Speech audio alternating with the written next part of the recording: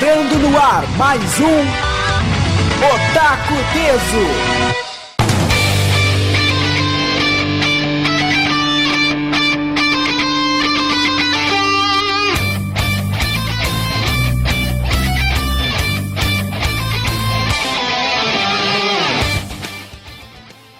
Muito boa tarde, pessoal. Começando mais um Otaku Deso aqui pela Rádio Ipanema Comunitária 87.9 FM. Também para quem nos acompanha pelo site ipanemacomunitaria.com.br.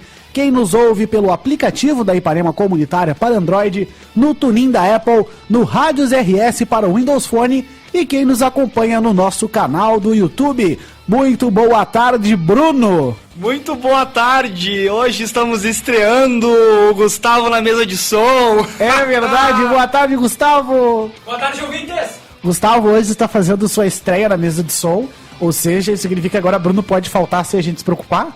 Né? Não é verdade, Bruno? Agora o Bruno pode faltar e a gente não se preocupa porque tem outra pessoa para fazer a mesa de som e o Gustavo está se saindo bem. Vamos ver no decorrer do programa e por isso eu já peço para o Gustavo ir para o primeiro bloco musical que começa com Masayumi Chansin, a abertura de Fairy Tail 2014. Lembrando sempre facebook.com/programa Otaku Deso, nossa página no Facebook, também tem o nosso site otakudeso.com.br. Agora vamos para a nossa primeira notícia que vem de encontro com a última música do nosso bloco musical, que é sobre Nanatsu no Taizai, que vai ganhar sim uma nova temporada. Foi confirmado então. A revista Shonen Magazine anunciou que está em produção uma nova adaptação animada para a TV de Nanatsu no Taizai, que aqui no Brasil é conhecido como Sete Pecados Capitais.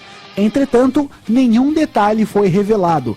A informação sobre a continuação das aventuras de Meliodas e sua turma havia sido anunciada em setembro de 2015, logo após a exibição do último episódio da série. No fim do mês passado, estreou na TV japonesa o especial Nanatsu no Taizai Sensei no Shirushi, que terá o seu quarto e último episódio transmitido esta semana no Japão. O mangá de Nakaba Suzuki ganhou em 2014 uma adaptação animada de 24 episódios produzida pelo estúdio A1 Pictures, que também fez Sword Art Online e Magi. E em 2015, 2 ovas lançados juntamente com os volumes do mangá. A próxima edição, a de 23, será lançada no dia 17 de outubro. Os Sete Pecados Capitais é publicado aqui no Brasil pela JBC e a primeira temporada do anime está disponível no Netflix em versão dublada e legendada. Então, para os fãs de Os Sete Pecados Capitais ou Nanatsu no Taizai, fica aí a notícia de que vai chegar mais uma temporada. Eu ainda não terminei de ver quando eu tinha Netflix.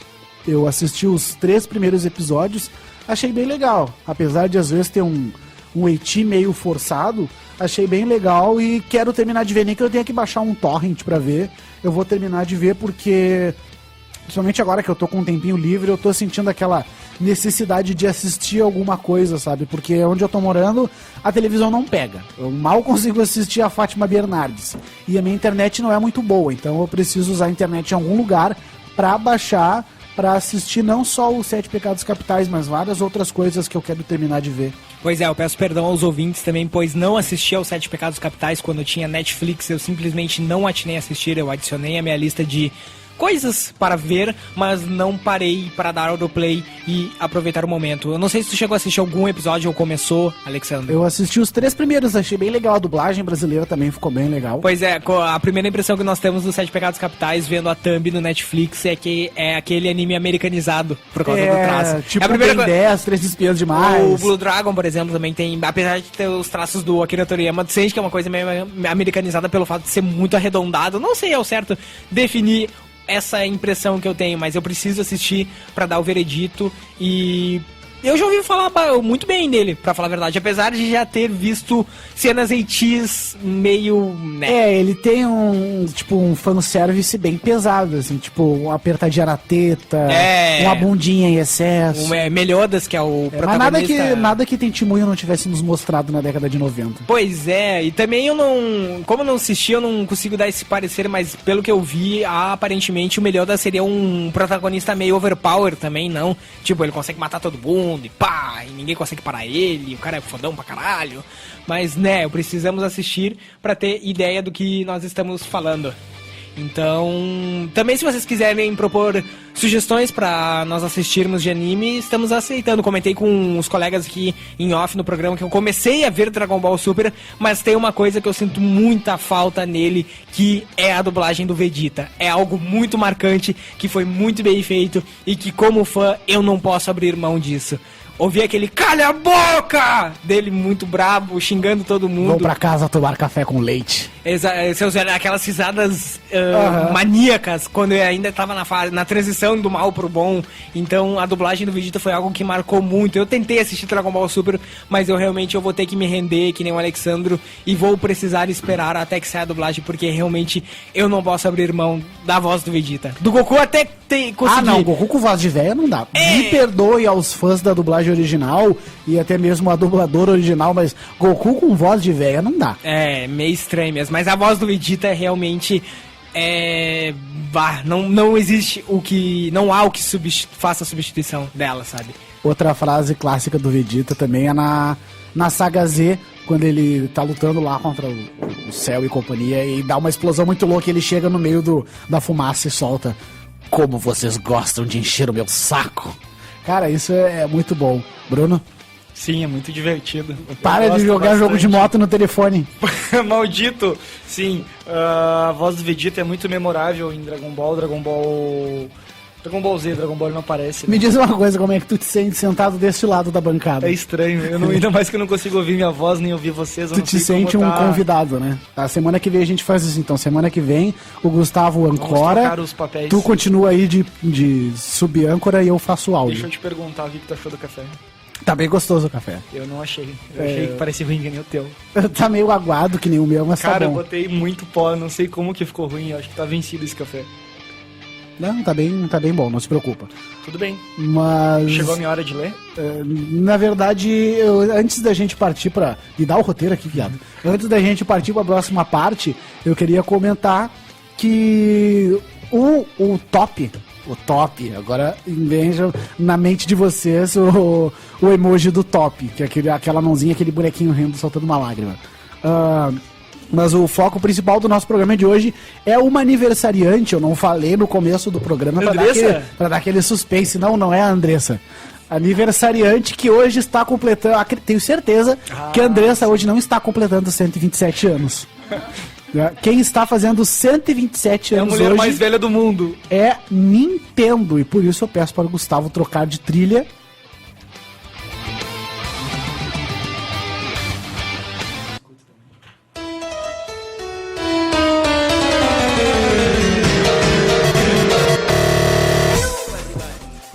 Nintendo, a grande empresa das nossas vidas, está completando hoje 127 anos.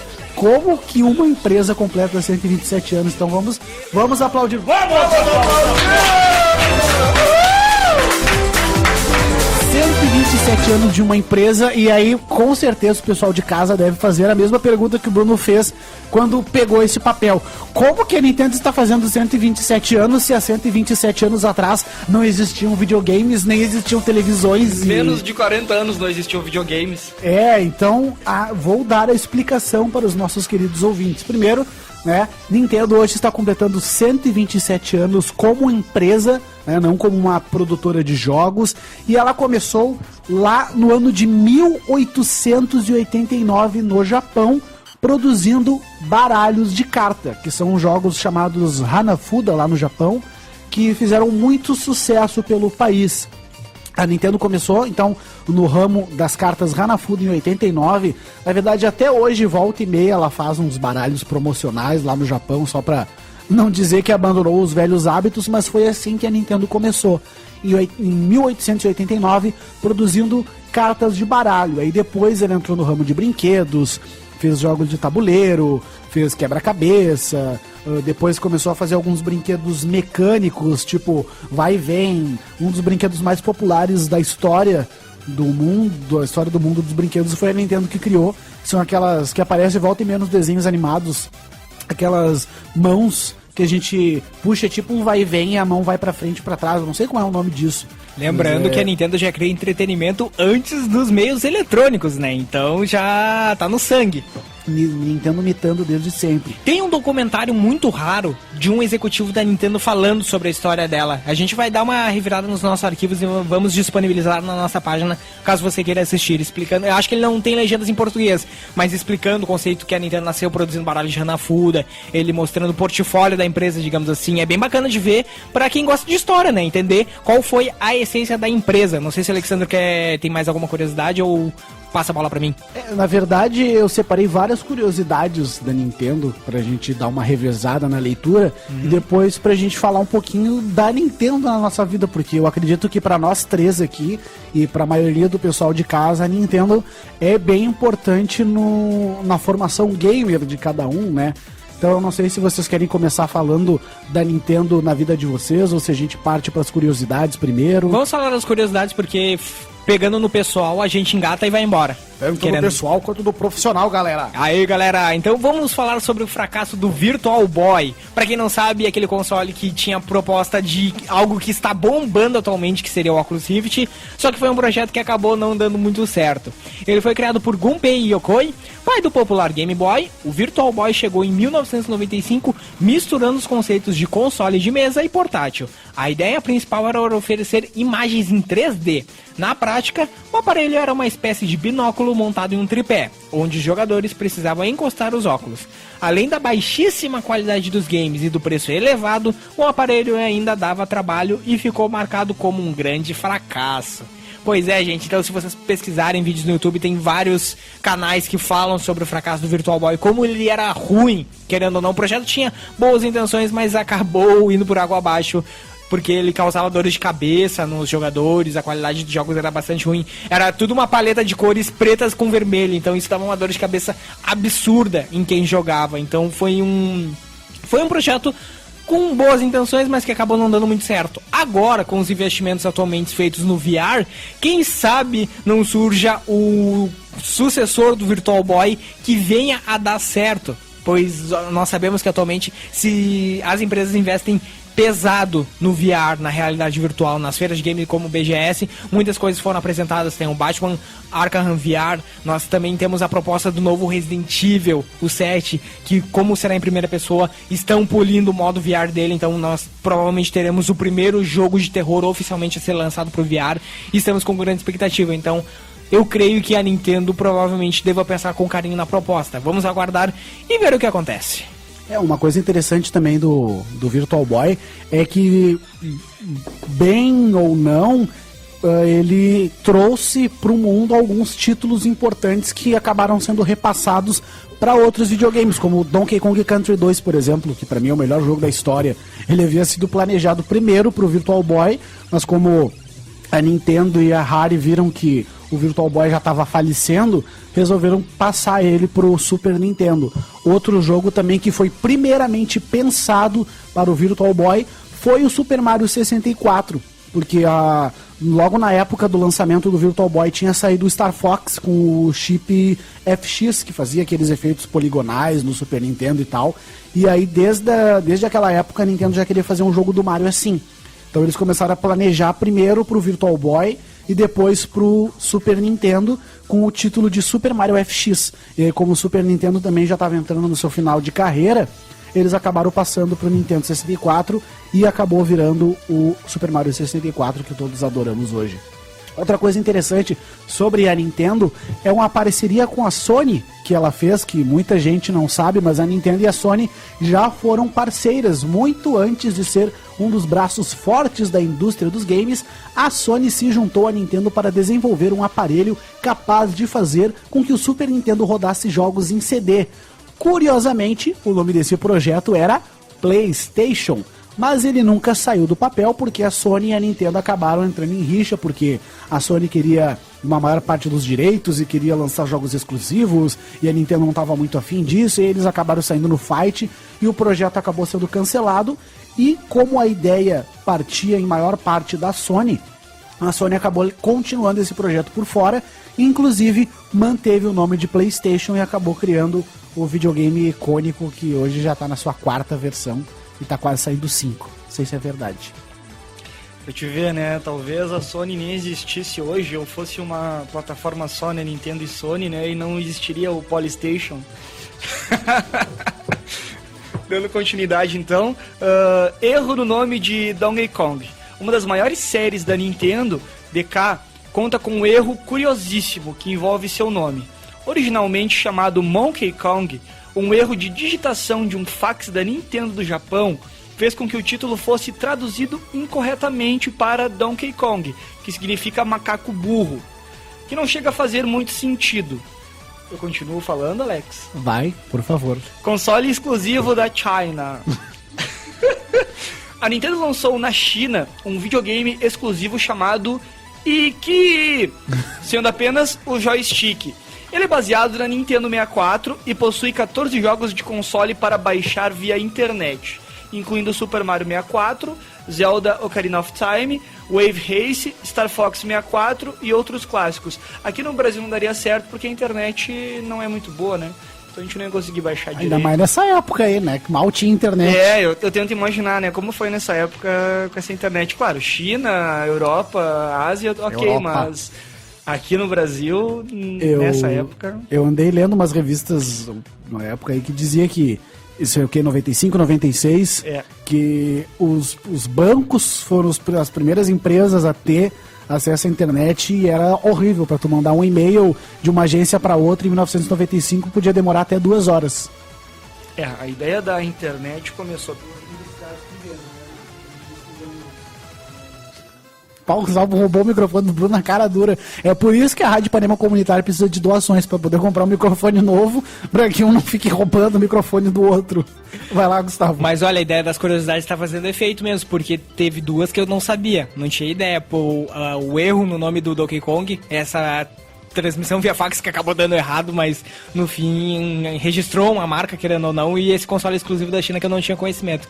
Mas vamos à origem do nome do protagonista da Nintendo.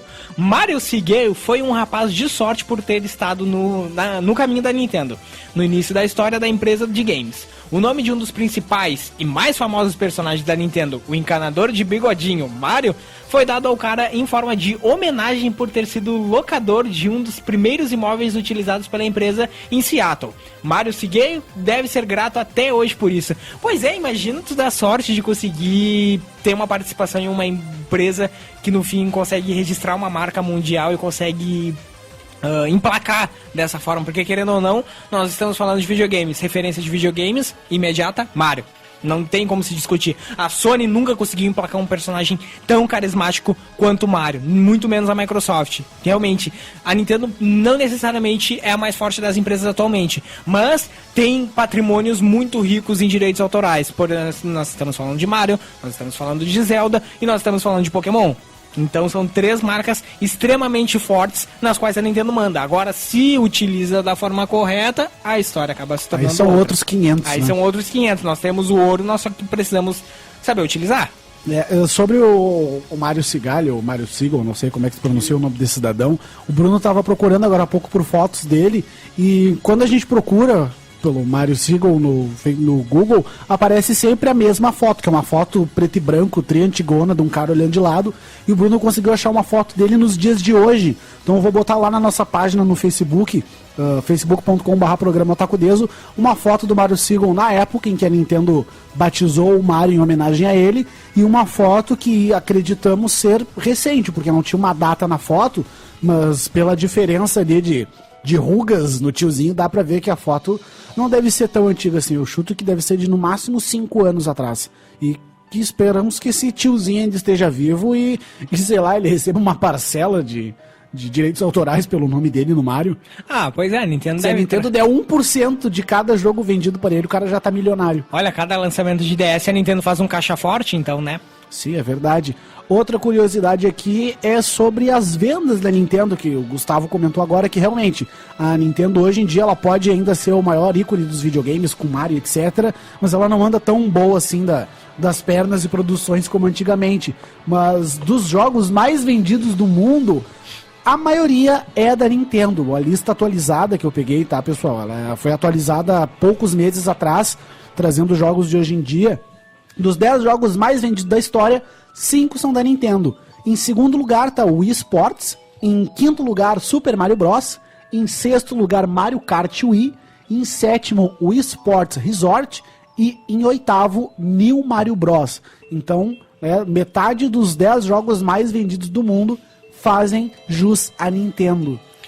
Bom, como eu ia falando, as universidades foram as primeiras a receber acesso à internet no início da década de 90, sendo a URGS o segundo lugar do Brasil a receber acesso à internet, perdendo só para a USP em São Paulo.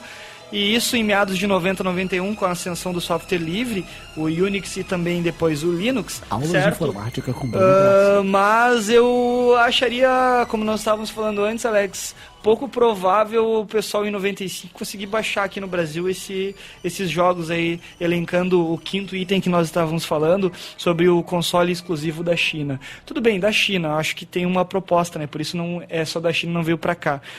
Voltando então, retomando o nosso último item, o oitavo item, os primeiros e os últimos. Os primeiros jogos lançados para Super Nintendo foram Super Mario World, F-Zero, jogo de nave, certo? E Pilot's Wings. No lançamento em 1990. E o último foi Metal Slayer Glory, Director's Cut, em 29 de novembro de 2000, somente no Japão. Um detalhe então que nós tivemos um gap de 11 anos... melhor, de 10 anos de lançamento de jogos. 11? 11, sim. Sim, 90. Não, de 90 até 2000. 90, 2000, entre 10 e 11 anos. 11, isso. Nós tivemos um gap de 11 anos de jogos lançados pela Nintendo para Super Nintendo. E, cara, curioso, porque eu me lembro que já na época dos anos 2000 já tinha o PlayStation, certo? Então... Sim. Então já tinha uma concorrência já depois de todo esse entrave entre a Sony e a Nintendo. Mas curioso que ainda assim estava sendo lançado jogos novos em 2000. E é bom falar que o último jogo para o Super Nintendo foi oficialmente lançado em 2000, mas ele continuou em produção até 2002. Tanto é que o Super Nintendo Baby, que é aquele Super Nintendo menorzinho que o Gustavo tem, eu tinha até um tempo atrás, ele foi criado em 99. Ele foi produzido de 99 a 2002. Não sei exatamente para quê, acho que para tentar ainda dar uma empurrada no Super Nintendo. E esse jogo aí, o último que saiu para Super Nintendo, na verdade ele é um remake de um jogo que já tinha saído para Super Nintendo na época do lançamento. Então eles deram uma lapidada nos gráficos ali, botaram uns extras e lançaram. Um fato curioso que vem de encontro ao nosso próximo assunto, que é falar sobre as nossas lembranças pessoais, né, sobre a Nintendo. Vocês devem lembrar, talvez o Gustavo não tanto, mas ainda assim imagino que lembre, a Andressa talvez, as idas ao camelô. Lembra quando os camelôs ficavam no centro lá embaixo? Aquelas lonas amarelas. Aquelas lonas amarelas e, cara, aquelas porções de fitas Nintendo. Porções e porções daqueles monstruários com todos os tipos de fita, e o lance da fita se era original ou se não era. Eu lembro do camelô abrindo a fita e mostrando, tinha um selinho e fechava, o cara abria com uma praticidade aquela fita. Para os ouvintes que não moram em Porto Alegre.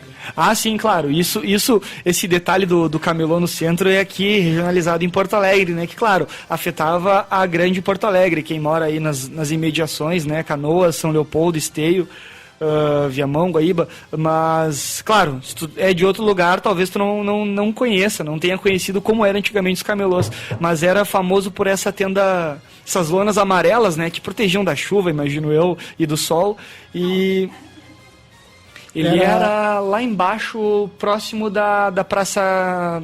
Onde hoje é as paradas de ônibus Praça ali. 15, o chalé da praça, bem próximo do... Exato. Onde hoje tem um terminal de ônibus que vai pra Zona Norte e Zona Leste. Parobé, isso. Ali era o camelódromo. Bem perto do mercado público, ali era o camelô. Tu descia uma das ruas, eu nunca sei as ruas do centro, acho impressionante, acho que ninguém sabe. Eu tenho vários amigos que não conseguem lembrar o nome das ruas, mas sabem andar no centro. Tem uma descida que tu conseguia enxergar claramente toda aquela tenda de camelô gigantesca. Eles migraram, não estão mais ali. Também tinha, cara, agora eu tô lembrando, aquela rua da igreja, cara, era cheia de camelô também, que não tem mais. Não. É que quando eles criaram... Ali na frente da Galeria do Rosário, cara, era lotado de camelô ali, cara, fantástico. É que quando eles criaram o Centro Popular, o vulgo camelódromo, eles tentaram eliminar tudo. Sim. Então eles tentaram legalizar alguns, registrar e tal. Tanto é que se tu for realmente no camelódromo ali na Voluntários, tu vê muito pouco jogo pirata, entre aspas. Se tu for nas banquinhas, tu vê os jogos na caixinha e tal. Eu lembrei o nome da rua, Marechal Floriano Peixoto. Tu descia a Marechal, que no meio da Marechal tem uma igreja e tem uma galeria do Rosário bem famosa à esquerda. Cara, tu enxergava lá de cima da Marechal todo aquela camelosada, assim, camelódromo, era fantástico. E ali tinha de tudo que tu podia imaginar, desde os Walkman ou aos Discman, que eu lembro uma vez que eu comprei um Walkman pro meu pai e minha mãe quando era pequeno, e comprei uma fita de Nintendo. Cara, era muito legal. E coisas antigas, né, que hoje tu não enxerga mais, né. Ninguém mais usa um Discman. Só aquele pessoal que é metido a retrô, que usa aquelas capas de iPhone, que é um orelhão, pra que isso, meu Deus? Mas enfim, vamos falar das coisas boas, das lembranças. Eu usaria para enganar um bandido, tá? Eu já vi aquelas coisas, como enganar um bandido, coloque seu celular dentro de um livro que ninguém vai ver. Porque bandido não gosta de livro. Eu acho que sim. Mas enfim, vamos falar das coisas boas da vida, das lembranças. Eu acho que, como eu tinha dito antes, a Nintendo faz parte da infância da maioria de nós, ou talvez da atualidade. Pra quem tem mais de, talvez, 15 anos, tenha tido grandes chances de aproveitar, né? De poder jogar um jogo do Super Nintendo. Sim. Eu lembro que quando veio meu primeiro videogame, já não faziam mais fitas, foi um PlayStation. O PlayStation! Mais uma pessoa enganada. Era só CD pra PlayStation. Cara, eu presenciei um amigo meu sendo enganado quando ele comprou o PlayStation. Ah não, o cara me disse, essa aqui é uma... Eu presenciei isso. Eu lembro, eu e o rapaz, nós tínhamos 6 anos, o nome dele é Leonardo, tá? Isso faz muitos anos, 6 anos, porra, isso foi nos anos 90. Eu me lembro da cara dele de tristeza quando ele levantou aquela tampinha do PlayStation e ele tava com um CD na mão direita. Ele tava com um CD, acho que era um jogo do Hércules, sei lá o que era, na mão direita, pronto pra jogar, cara. Pronto pra jogar. Eles tinham ido no centro, com sei lá com quem, e eu fui na casa dele pra poder ver o videogame que eles iam estrear e abrir da caixa. Quando ele viu que tinha um cartucho e que não era um CD, cara, ele ficou tão decepcionado. Ele não chorou, acho, porque eu tava ali. E daí, cara, a gente leu melhor o negócio, nem sabia se não lembro se a gente sabia ler. Não sei quantos jogos. Era ridículo, porque era uma fita que tu encaixava e nem fechava a tampa. E tinha que forçar um pouquinho a tampa pra trás pra poder caber aquela fita. Cara. E sabe que eu tô procurando um, se alguém tiver um PlayStation pra negociar, sério? Eu tô aceitando. Na verdade tem, tinha um jogo famoso que era o Put-Putter. Eu nunca vou esquecer do Put-Putter. Na verdade o PlayStation tu ainda acha fácil pra vender no camelódromo. Passar nessas barraquinhas de jogo que tem lá. Inclusive tem uma banquinha no camelódromo que é só de jogos antigos, que é de um tio cabeludão que me lembra o Doraci. Toda vez que eu vejo ele, lembro do Doraci. Ele tem um baita de um cabelão e ele fala tranquilo. E ele vende só Super Nintendo, Mega Drive. Acho que a coisa mais atualizada que ele tem lá é Play 2, porque é só coisa antiga. Só coisa boa. Só coisa boa, como diria o Giovanni do Mirante do Guaíba. Mas, cara, o Super Nintendo, pra mim, ele é o ápice, ele é o pilar da minha vida social. Mas eu me lembro quando eu tinha 3 ou 4 anos, eu ia na casa de uns amigos que tinham Super Nintendo e a única coisa que eu queria fazer era jogar Super Nintendo. Então eu me enfiava... às vezes eu lembro que a minha mãe e meu pai iam nos jantares com amigos e tinham que me levar junto porque não tinha ninguém pra ficar comigo. E aí, por sorte, a maioria deles tinha um Super Nintendo em casa. Então eles me trancavam num quarto lá com o Super Nintendo e eu ficava jogando. Foi assim que eu descobri clássicos como Mario World, Donkey Kong, Rei Leão e etc. E aí eu lembro que eu comecei a jogar desesperadamente. Eu descobri que tinha uma locadora lá na Coab que tinha Super Nintendo. E aí eu pedi dinheiro pro meu pai pra ir lá. Eu lembro que eu era pequenininho, ele tinha que me levar junto porque eu não podia ficar sozinho lá. E aí, de tanto encher o saco, eu nunca vou me esquecer, no meu aniversário de 5 anos de idade, meu pai chega com uma caixa gigantesca em cima da cama. Tá aqui, ó, agora tu nunca mais vai me incomodar. Eu abro aquela caixa, um Super Nintendo. Eu parecia o gurizinho do Nintendo 64, só que eu não gritei tanto. E a partir dali começou, eu jogava Super Nintendo adoidado o dia inteiro. Eu lembro que o Super Nintendo veio com Donkey Kong Country, que era o bundle que vinha com Donkey Kong. Foi um sofrimento. Pra eu virar o jogo pela primeira vez... Foi com a ajuda da minha irmã. Acho que eu demorei mais de 1 ano pra virar o jogo. Na época eu chamava só de jogo do macaco. E aí começou. Aí eu fui descobrindo as locadoras, descobri que tinha a locadora do Seu Juan, a locadora da Rua do Paulinho, que não existe mais. Eu ia lá, alugava os jogos, e aí eu comecei a me viciar nos jogos e tal, e tudo mais. Eu fui conhecendo as revistas e fui conhecendo as pessoas. E aí um dia eu descobri a internet, descobri que existiam outros videogames. Descobri o que era um 64, o que era um Nintendinho. fui descobrir que o PlayStation não tinha nada a ver com a Nintendo, era só um videogame de outra empresa. Eu acho engraçado porque, como eu trabalho com criança, volta e meia, às vezes eu levava o meu 3DS e as crianças olhavam, senhor, que PlayStation é esse? Aí lá ia eu explicar que não era um PlayStation. E aí eu fui descobrindo o mundo. Agora que tu falou do 64, deixa eu contar uma coisa curiosa. Isso eu nunca me esqueço, eu tinha 10 anos de idade, tá?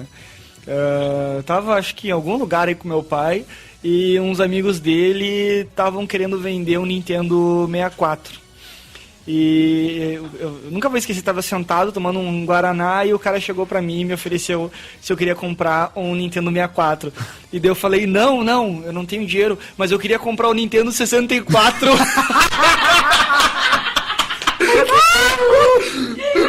Tu não tem o Nintendo 64? E o cara me olhou com uma cara, tipo, pia idiota. E... Só que eu não sabia, eu achava que eram coisas diferentes. Porque o cara falava, o Nintendo 64. E eu, não, eu quero jogar um dia o Nintendo... Eu quero jogar o Nintendo 64. Infelizmente, meu pai não comprou, sei lá, porque acho que eu fiquei indignado, que eu era tão burro e eu não mostrei interesse. Esse aqui não é meu filho. Eu nunca tive um 64, tá? Mas eu nunca esqueci isso ficou na minha cabeça. Eu lembro do momento, como se eu estivesse me assistindo, falando aquela bobagem. E já que o Alex falou de quando ele ganhou o Super Nintendo dele, eu também me lembro. Não foi um aniversário, foi uma coisa meio bizarra, porque meu pai simplesmente chegou com a caixa e toma teu videogame, era um dia de noite. Pega essa merda aí. Eu não lembro a idade que eu tinha, eu só me lembro que na caixa vinha a fita junto original do Super Mario World. E tinha na caixa o desenho do Super Mario World. Assim, e tinha era o pacote clássico. Um manual muito foda do Super Mario World, que tinha todas as fases, os desenhos, os tipos de Yoshi, ovos, o caramba 4. E infelizmente isso se perdeu no tempo. Vinha junto 2 controles, era um negócio fantástico. E eu lembro que uma vez, acho que porque eu queria comprar o PlayStation 1, meus pais me obrigaram a vender por um preço irrisório o Super Nintendo, sei lá pra quem, pra uns amigos deles lá, e cara, isso aí se perdeu no tempo. Eu era muito idiota. Hoje, se eu pudesse, eu jamais venderia. Mas foi momentos muito bons, foram momentos legais. Lembro que eu joguei muitos anos Nintendo, não tanto quanto vocês dois, porque eu não lembro de muitos jogos que eu joguei, mas tinha alguns legais, sei lá, acho que talvez Pitfall. Acho que Pitfall era não tinha pra Nintendo? Sim, Pitfall The Mayan Adventure. Eu jogava Pitfall, jogava DK. Eu lembro que o 2 também era o melhor, eu joguei os 3. Acho que talvez nunca tenha virado nenhum deles, pelo menos eu não lembro. Mas pra mim o 2 sempre foi o melhor. Patete Max é um jogo que eu virei, que eu gostava muito. Eu achava demais e, cara, custei muito pra descobrir que o Patete Max, no final de cada fase, ganhava um password pra gente poder jogar depois. E eu lembro uma vez que a gente tava na fase final, cara. Era do Patete Max. Tava eu e um amigo jogando, cara, a gente passou o dia inteiro jogando. E o meu Nintendo, ele tava ligado por uma extensão que devia ter uns 30 metros. Ah, meu Deus. Ela parecia uma cobra enrolada nos nossos pés, a extensão. E quando a gente ganhou do chefão, eu comemorei, e eu chutei a extensão e desligou, e não deu tempo de pegar o password. O meu amigo ficou tão chateado que ele saiu, não falou nada e foi embora. Mas demorou meses, eu acho, não, meses eu tô exagerando, demorou algumas semanas pra ele falar comigo. Também eu lembro de um amigo meu que hoje eu julgo como otário, mas que ele morava, acho que em Viamão, Guaíba, e a gente jogava Dragon Ball Z, aquele japonês, e ele sabia os golpes pra fazer lá do Dragon Ball e não queria me ensinar, e nunca me ensinou. Trouxa.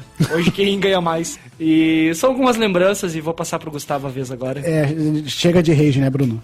Bruno tá muito nervoso, vai tomar outro café. Me serve outro café lá, por favor. Bem, gente, a gente já tá quase estourando nosso tempo, mas eu vou fazer apenas alguns adendos. Lembrando que a trilha sonora que nós estamos escutando é a medley de 30 anos de aniversário do Mario, uma música muito boa, fazendo um compilado de todos os jogos, mostrando em vídeo, em áudio, toda a história do Mario, que é bem bacana. Eu fico emocionado ao ver esse vídeo sempre, não tem como segurar a emoção.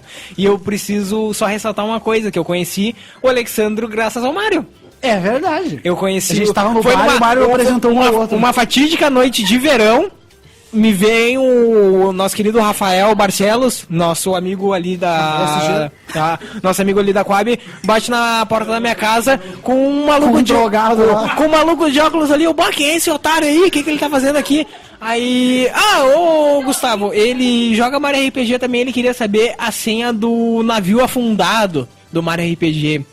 Pra quem não sabe, Tem uma dungeon no Mario RPG que é chamada Sunken Ship. E né, nesse navio tem um puzzle que é necessário resolver um enigma respondendo com uma palavra. Só que tem um porém. Nessa época nós não tínhamos acesso à internet livremente. Ou seja, a gente não conseguia traduzir em inglês e muito menos resolver o diabo do puzzle. Ou seja, verdade. a gente ficou acho que mais de 6 meses tentando sair dali. Porque a gente simplesmente não conseguia traduzir as dicas para resolver o puzzle. Resposta do enigma: pérolas. Pearls. Então foi por causa desse enigma que eu acabei conhecendo o Alexandre, porque o Rafael disse, poxa, eles já conseguiram resolver o enigma, já conseguiram a resposta. O Alexandre foi desesperado lá, tentando saber a resposta pra gente conseguir seguir o jogo, que a gente até vivia competindo nas fitas de Mario RPG que nós alugávamos. Nós não tínhamos o jogo, nós tínhamos que ir até uma locadora do Seu Juan, que até hoje tá operacional. Beijo pro Seu Juan. E nós alugávamos a fita. E sempre aparecia uma gravação de outra pessoa que a gente nunca sabia quem era. E a gente sempre via o progresso um do outro, indo como é que tava, o que que tava fazendo. A gente sempre ficava de olho no um do outro na distância. Mas foi graças ao Mario que nós estabelecemos essa relação. Então, cara, falar de Mario pra mim é falar da minha essência, do meu caráter, do meu desenvolvimento lógico, de tudo, cara. Então eu fico muito emocionado e muito feliz de ter sido um jogador e ter tido essa oportunidade de ter um Super Nintendo e acompanhar essa evolução e ver o nascimento do Nintendo Wii e vendo o que tá acontecendo agora, ter tido um Game Boy, ter gastado muitos dinheiros Com pilha. com pilha, congelando pilha, esquentando pilha, arriscando explodir uma panela na minha cara, mas cara, eu fico muito feliz e eu só tenho a agradecer a Nintendo. Tudo bem, eu joguei muito PlayStation 1 também e eu uso o PC, eu jogo muito na Steam, mas a Nintendo, ela tem algo a mais, ela participou da minha infância e isso ninguém tira de mim. Isso foi muito especial, eu fico muito feliz sempre que eu lembro disso. Como eu disse, é impossível não ficar emocionado vendo esse aniversário de 30 anos, vendo toda a trajetória do Mario, que é algo que fez parte da minha infância e que, se depender de mim, vai sempre fazer até o resto dos meus dias. Então, amigos, eu não sei se vocês têm mais alguma consideração, eu fico por aqui. Eu lembro da senha Top Gear 3000, que era BBBBBB, e uma vez eu apliquei numa locadora que a gente jogava lá perto de casa, pro pessoal que a senha era BBB por causa do meu nome, Bruno, e o pessoal acreditou, mas era ridículo. Ah, sim, mas eu lembro homenagem a Bruno que... Grassi. Cara, eu lembro quando a gente descobriu... Oi... Tem 1 minuto. Tá, eu lembro quando a gente descobriu aquela senha, foi fantástico, porque tu podia comprar tudo que tu queria no Top Gear 3000. Mas não dava pra comprar tudo, depois o dinheiro acabava. Eu mandei tu fazer de novo a senha. Era tipo Modern Load, tá ligado? É, esse era o negócio, sempre tava ganhando grana. Cara, esses lances das manhas do Nintendo era muito divertido quando a gente descobria. E a magia era essa, porque não tinha internet. Então, cara, tu tinha que descobrir essa informação rara, ou falando com outra pessoa que jogava, ou numa revista cara pra caramba. Não era tão fácil. Hoje o cara vai lá, como eu vou burlar tal jogo? Tá aqui toda a explicação. Às vezes o cara já compra o jogo com uma DLC de hack. Daí não tem graça. Bom, mas vamos parar por aqui antes que todo mundo comece a chorar. E já estamos encerrando o programa, já vamos aproveitar para nos despedir do pessoal. Semana que vem a gente está de volta. Nosso muito obrigado eterno à Nintendo. Esperamos que ela continue firme e forte e ainda espero pelo Super Mario RPG 2. Semana que vem a gente está de volta aqui na Ipanema Comunitária 87.9 FM. Acessem otakudeso.com.br, leiam notícias, ouçam os programas antigos, apoiem o Otakudeso no Apoie-se. Com R$1 vocês já podem ajudar a gente e levam brindes. Então acessem lá. E a gente se despede de vocês com um lindo medley com os principais temas da Nintendo que eu achei no YouTube do canal String Player Gamer. Um abraço para todos e até semana que vem. Muito obrigado pela sua audiência, pela paciência e até o próximo programa. Fique com o medley que o Alexandro disponibilizou pra gente.